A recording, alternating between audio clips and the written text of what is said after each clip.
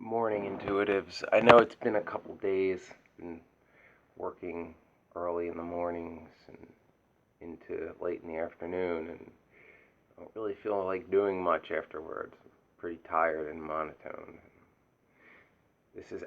I actually have to go to work today on my day off. Stupid private outing. But anyway, I've had a couple video ideas on my mind, and I promise either later today or tomorrow at the latest, because that's my one and only day off this week, I'll get back to INFJ videos. But I really wanted to do this video because one of my interests, and I've mentioned it in my INFJs Want to Believe video, an interest of mine since childhood has always been in cryptids. What could possibly be out there that we don't know. And I wanted to do this video about an often overlooked cryptid that was not always considered a cryptid, that is, in fact, the most plausible of all cryptids to either exist to this day or at the very least existed in one time. At least here in the United States, there are records saying that certain museums even had taxidermy specimens of this species. Arguably the most prominent ornithologist of the 19th century observed it, painted it, and even shot one. That, of course, is Audubon, in his famous work, The Birds of America, which everybody should check out, whether they're into ornithology or art, and especially if you see this video, to see the true majesty of this now considered cryptid, Falco washingtoni, or Washington's eagle, or the American great eagle. And it's been an enduring mystery, and most cryptid documentaries and stuff always focus on Bigfoot. Occasionally you'll get stuff on like the Loch Ness Monster and Champ and those, plesiosaur-esque lake monsters, which is be awesome if they're real, but it seems a little, well, actually far less probable, because in the cases of something like the Loch Ness Monster, you have a landlocked lake, so there's only so many places where it could be. I mean, Bigfoot, on the other hand, you have a vast wilderness in the United States and even more so in Canada. But with the Washington's eagle, it can fly, and it is said to have lived in remote areas. So this video is going to be a discussion of Washington's eagle, what Audubon wrote about it during his observations in the 1800s, and why is it so strange that it's now considered a cryptid, given the professionals who have said to have observed it in that time. Could it possibly just be extinct? So, the Washington sea eagle was observed by Audubon, he said, 5 times in the Great Lakes area and along with the Mississippi. Now, a lot of people try to say, well, the Washington's eagle is simply a misidentified golden eagle or a bald eagle. Those are the two native eagle species in the United States. And that doesn't add up for several reasons. I mean, for one, get some facts straight here. The Washington's eagle is a sea eagle, not a true eagle, which means it primarily eats fish. It was said to have had a wingspan of about 10.5 feet. A golden eagle, which is the bigger of the two that we have, is about 8, would be about 8.5.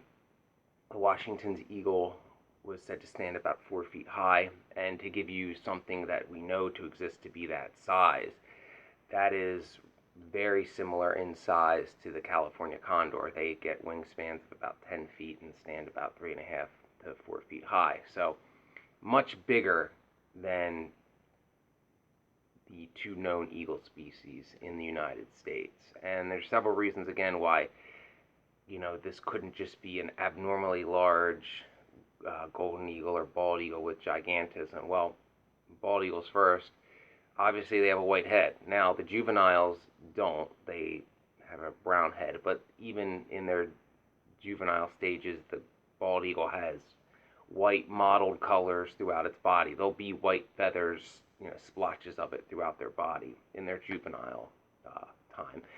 And they're not as big as they are full grown in their juvenile time, as no species is. So that identification doesn't make sense. Audubon, of course, observed and painted juvenile bald eagles. He was quite familiar with what they looked like. And the golden eagle, again, is not as big as the Washington's eagle is said to have been.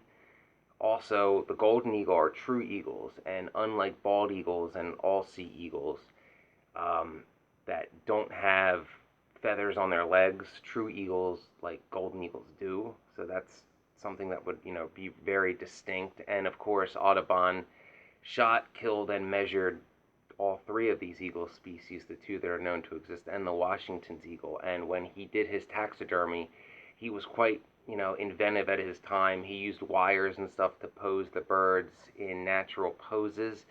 He also laid them out on grids to make sure he got accurate measurements. And again, this guy categorized over, I think 200 bird species in the United States, including some that are now extinct today, like the passenger pigeon, the ivory-billed woodpecker, and of course my favorite animal that we lost in the modern era, and we lost it on both sides of the pond, the great auk.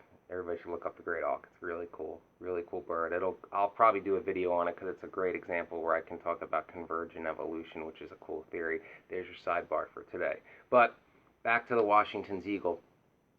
There's also other things that simply doesn't add up for it to be a misidentified known eagle species. Audubon wrote its nesting behavior was different. Both golden eagles and bald eagles nest in trees. The Washington's eagle was said to have nested on the ground on cliff sides. And, how is it this elusive? Well, even in Audubon's time, amongst other ornithologists, it had been cited by other ornithologists at the time.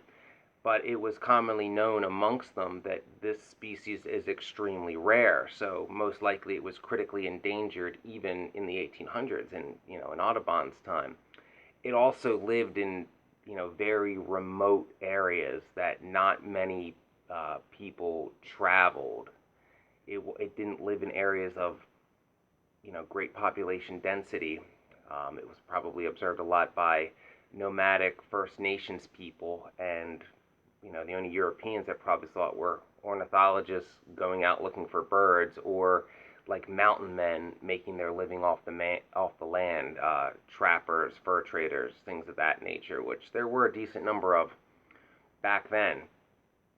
But yet they say now it doesn't exist. And more interesting on the Washington's eagle, so we have probably the most prominent ornithologist of the 1800s observing the bird, shooting one, painting it, laying it out on the grid, getting its measurements accurately, which Audubon accurately described all the other birds in North America that he was able to get a specimen of. So it's unlikely that he would, mess up the measurements on something like an eagle. And like I said, it was corroborated and seen by other ornithologists. And most interesting to me is that museums have in their records saying that they had specimens at one time. Now, unfortunately, the few that there were, the specimens in the records are either listed as sold into private collections and can't be located, or were destroyed by fire.